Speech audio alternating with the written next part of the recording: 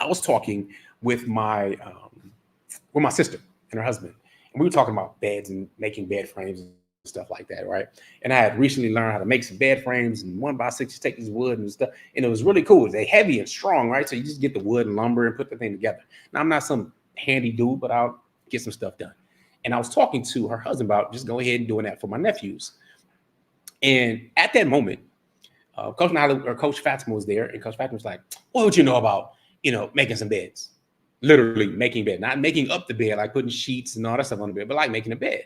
And I was, I felt disrespected by that because it was flippant, and she didn't know what I knew or what I did. She know that I didn't do it at our homes, but little did she know that I had already done it.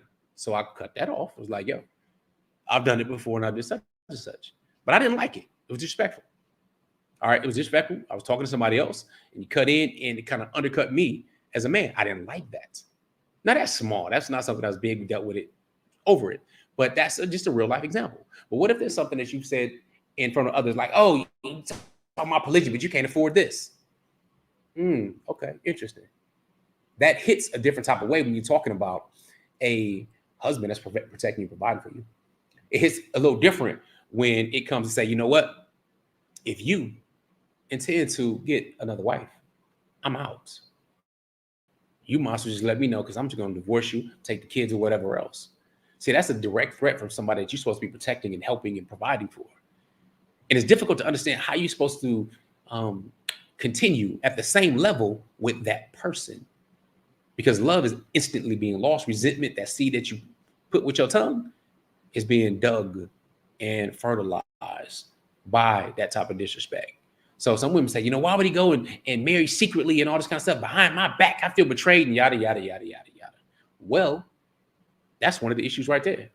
If you cannot talk about it and be adults and mature enough to just have a conversation regarding it, then he'll make his decision to go ahead and move without it. Is that necessarily wrong or bad? That's not necessarily best practices. But I'm letting you know, if you come and you disrespect your husband and you do it like that, that causes hurt, a pain. Let me use some words that you may be more familiar with. He may not describe it as that. He may call it disrespect, but under that disrespect is hurt, pain, dismissal, all of this types of stuff. You let come out flippantly, or maybe you even did mean it.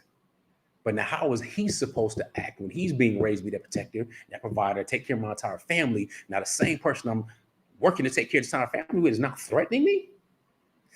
That's not an easy situation to be in. When a man doesn't get that from another man because another man knows there'll be some hands or some physical problems. But in a society that we're raised in, say sugar and spice and everything nice, that's what little girls are made of. They can hit you, but don't never hit them back and all this type of stuff. So therefore, women are being told you can do whatever you want to do. There are really no consequences. When the fact of the matter is, now you're dealing with a man that's also told they can kind of do what they want to do. And you can't hit it back, can't do this, can't do that. So what do? You just take it. You take it inward. Now this same man marries in polygyny, and he's with someone who hasn't disrespected him, who's open to him, is more cooperative with him, and you wonder why he's not the same way with you. That could be one of the major issues right there, is that disrespect. That's how men spell love, really. Because if you respect a man and don't love him, he will still shower you with love. But if you love a man and you disrespect him, love is lost very fast. And you may not say it, may not be vulnerable with you, or he can be vulnerable with you, and then you bring something up that he's vulnerable about.